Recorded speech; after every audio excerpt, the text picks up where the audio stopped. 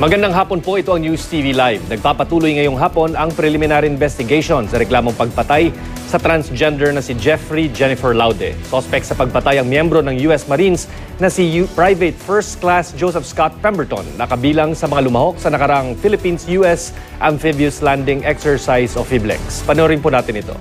Before the ocular, it was brought to the office of the Precinct Station 3.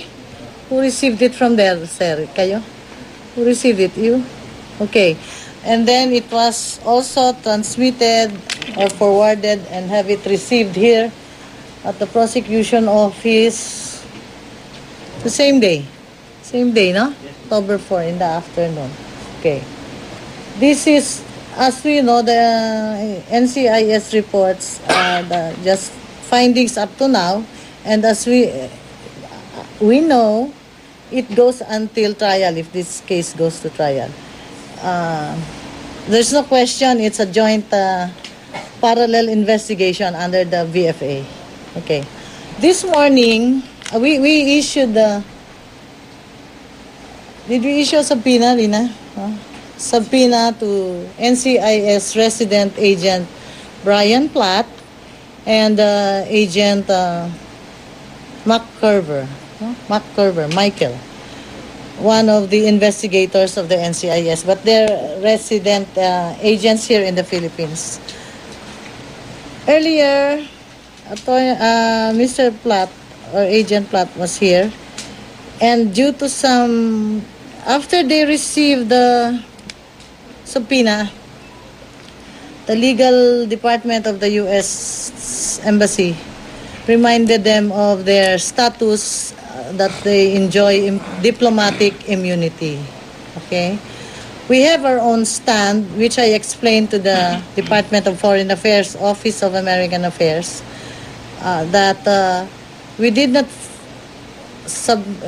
not send a note verbal through the DFA because it is our belief that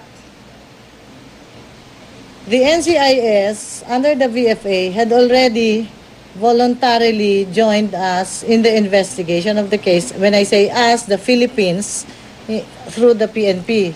Because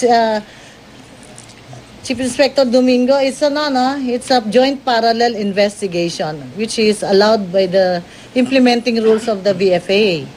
Okay. Second, another incident was when they wrote us a letter requesting for permission to conduct autopsy report, of which counsels for complainant also explained to them that they did not like Jennifer Laude to be subjected to another autopsy report. It was an email from Attorney Harry Roque. I learned about that this morning. So the request was granted by the office. It remains with the records of the case, but nobody from the NCIS picked it up because they decided not to conduct another autopsy. Okay? May we know the name of the lady? Attorney. With you? Or Attorney Alosa? Okay. Okay. Okay. So, second, they submitted voluntarily the report through the PNP, a copy of the report, which are really considered initial reports. Because in the Smith case, it was only during trial that the NCIS records were brought out and used by the prosecution. They had to seek, the court had to order and through diplomatic notes had to secure clearance from the State Department of the United States of America. Okay.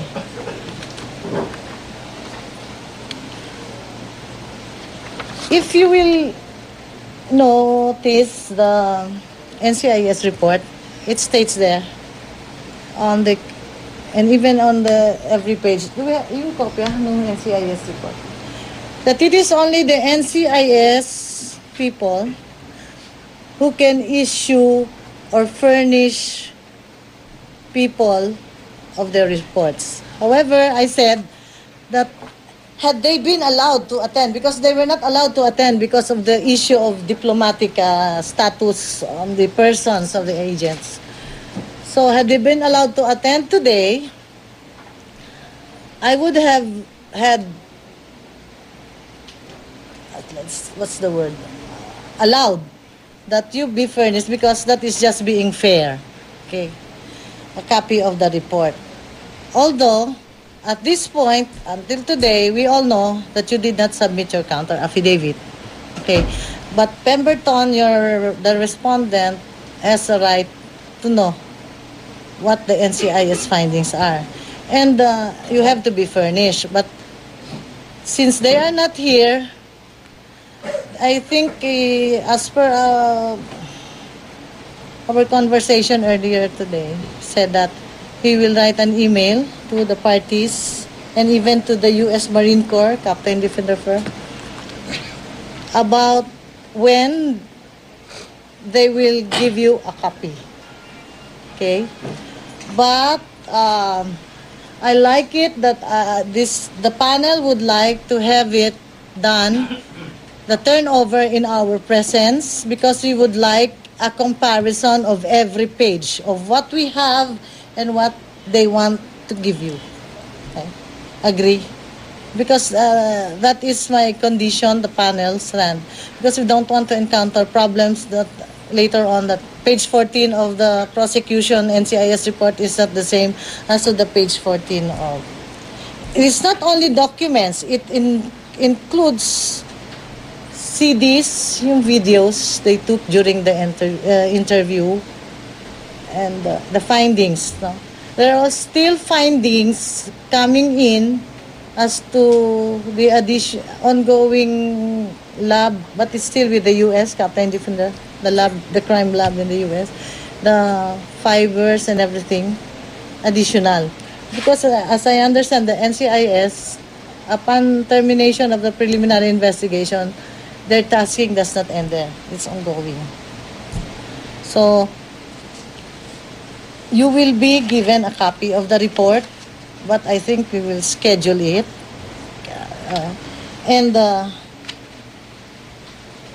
With this letter, you, since you have not submitted your counter affidavit, so I assume that the NCIS report will be of great help to you if ever this case will be filed in court as a part of your defense. Because the NCIS reports is both available to the complainant. Stop laughing and smiling, please.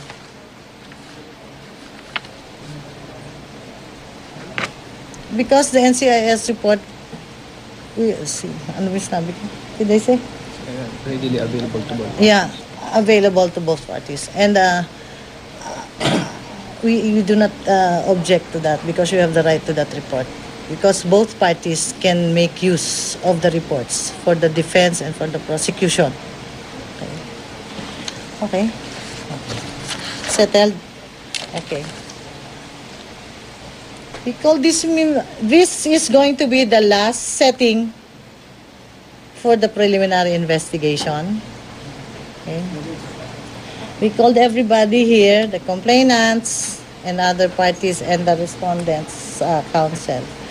Now, would like to ask the police if you still have additional evidence that you have to submit, because this is going to be without prejudice to future. But remember, preliminary investigation is just for the determination of probable cause. It's not proof beyond reasonable doubt. Okay? So whatever evidence na we consider here will be just to prove that there is probable cause and that it should be filed with the courts. Texon. Oh. What other available evidence are still with you? Tayo? Okay. Oh. Yung, by the way, yung issue na ginamit daw ni Attorney Roque yung galing ebidensya sa'yo, sa UP. Bakit nagbigay ka doon ng Ha? Hindi ka nagbibigay? Eh, ikaw ang source? Ang bali yung picture po yung nasa case, yung nasa naka-attach po sa case. Oh, pero ano yun? Nasa iyo. Binigay mo sa kanya. Hindi, sagutin mo ako. Ito kasi yung naka-attach po sa case po. And that is precisely the reason why, upon learning that you received a copy of the NCIS report, I had it immediately forwarded to the prosecution. Kasi kumakalat nauuna yung conclusion. So, ang talagang kumuha po ng Yes. Yes, but you should have told us and you should have turned over all evidence. Wala kayong karapatang magtira. Kaya ngayon, for the last time, kung meron pang natitira sa inyo, na sa ngayon ay nasa kamay ninyo, na although nakikita na namin ngayon, yung aming pagkukunan ng aming probable cause. Diba? Pag-submit nito. Meron pa kayo isa-submit.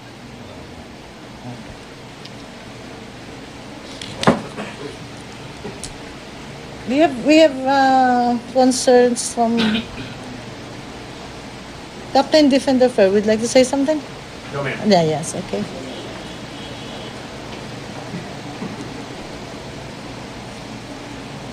Soko. All reports were already submitted to your office. Okay, nothing more. Okay. Who's going to speak for Attorney Roque? Your Honor, we'd like to have a copy because the last time during Copy of what? the SOCO reports, because during the ocular inspection, we did make the manifestation that we did not have a complete copy of the autopsy report, and then we were also waiting for the results with respect to the other tests. So we would like to ask we furnish copies of the reports submitted by the SOCO. Okay. Kung ano yung mga meron tayo dun sa records, ha? Ibibigyan nyo sa complainant, ha?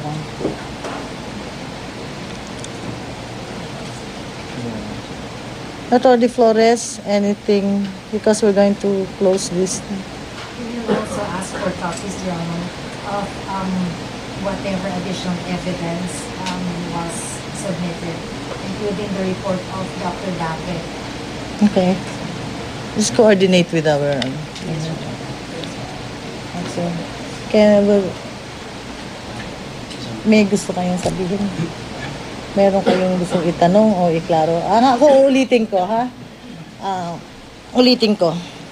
Kung ito makarating na sa husgado, kayo ay ikaw Marilu, yung complainant na lumalabas, ano? Representing your family, you will become our witness. And as the facts of this case will show, more on sa damages lang kayo. No? Kung ano yung damages. Kasi wala naman titistigo sa inyo kung ano nangyari dahil wala kayo doon. Okay. And from that time on, when we hold this case, na-file kami sa court, kami ang abogado ng people of the Philippines. You can continue to be with your counsels, but they cannot speak in court without our authority. Okay? Mabuti na yung maliwanag, no? Oh, sige. Any other concerns? Sa pinag-meetingan natin, wala na naumit. Ano? Okay. Timetable lang tayo. Time frame. October 15, na-receive namin yung complaint for preliminary investigation. We received the case. We have 60 days within which to resolve. We're on schedule. Today we formally terminate, no, not really terminate, but this is the last setting, and we're submitting this case for resolution. Okay. So in 2 weeks' time, December 15, I think, more or less, that is the 60-day period. And by then, I think we will be ready with our resolution. We will furnish you copies by personal service. Okay. personal service, secretariat, lahat, personal service. On the day that we send you copies, we will also be, that will be the day we will be filing it with the clerk of court. Okay. Since this is a special case to be considered a special case, and in the oncoming holidays, no? So we will move for file a motion for special raffle. So expedite, and I think I'm assured there's a directive that after the 12th of December, no more hearings. But as I said, with the proper motions and a directive coming from the Supreme Court, we can determine the time frame of how many hearings per. Later on, we will get to know that the directive coming from the Supreme Court. Okay. Are there any other issues? Oh, thank you. Ano ba yan? Captain? Tebia? Ha? Major. Hindi, walang major sa Chief Inspector. Oh. Wala pwede nasa Aguinaldo, napapasok nila Oh. The lady from the crime lab, thank you. The reports that we did on the buccal swab and the fingerprint latent extraction, submitted na. Submitted na. Okay. Okay. Barbie, under the Witness Protection Program, no? Thank you, no? So, Major Bakiran. Yun ang major. Ha? Yun ang militar. Major Bakiran. Okay, crime lab natin sa Olongapo, no? Okay. Lahat. So, panel, additional. Yes, Your Honor, we forgot about the footage from the bar. We were also furnished the same since the ocular inspection. Nasaan CD nyo? We burn. No, hindi. Miss Ambiance, Miss Hindi ba sabi na bibigay ka yung mo? Nagbigay na ba sila? Vanita, nag-submit na. Ilang kopya? 2 copies. Oh, so nabigyan ka na? So you need copies of that? I mean, all available na pwede. But since paano natin na yan kung kopya lang namin, saan makikita kaya si kung makakakopya, kuha pa sila, nakopya pa kaya tayo, and gumasta na kayo para doon sa burning, di ba? Pero kailangan si yung technician, no? So, kausapin nyo na lang siya kaya, no? So, put it on record that the owner of Ambiance is willing to give copies of the footage sa Ambiance. I heard from the NCIS that since it is quite dark, there's an enhancing, they're trying to enhance it, but I don't know if, has it been submitted from the NCIS? Not yet. Yung CCTV. But I have to be candid about and honest now. Ako kasi, hindi ko ugali yung pinakikialam may ebidensya hanggat hindi pa latag So, hindi ko rin alam, but I just heard that yung iba yata malabo, so ini-enhance, no? That's kung kailangan. And then that's for the prosecutor to decide whether to use that footage or not. Okay? So, okay. There being no issues na, wala nang concerns. Okay. So, thank you very much. At ito rin naman, kung anong nangyari, ako kasi sa tension din ng marami, pagpaumanhin nyo na. Forgive me kung merong nasaktan or what, pero trabaho lang. Okay? So, Merry Christmas. We'll see each other before Christmas. We'll hold the Christmas party. Okay, so, humihingi ako ng paumanhin. Dahil trabaho And it is my duty to instill discipline, observe procedure. Okay? So, saka na ako mag-Merry Christmas. after December. 3 days na lang po eh. Sige. So, no more? So, this case is submitted for resolution. Okay. Thank you. Thank you. Thank you. Yan po ang pagpapatuloy ng preliminary investigation sa reklamong pagpatay sa transgender na si Jeffrey Jennifer Laude sa Olongapo City.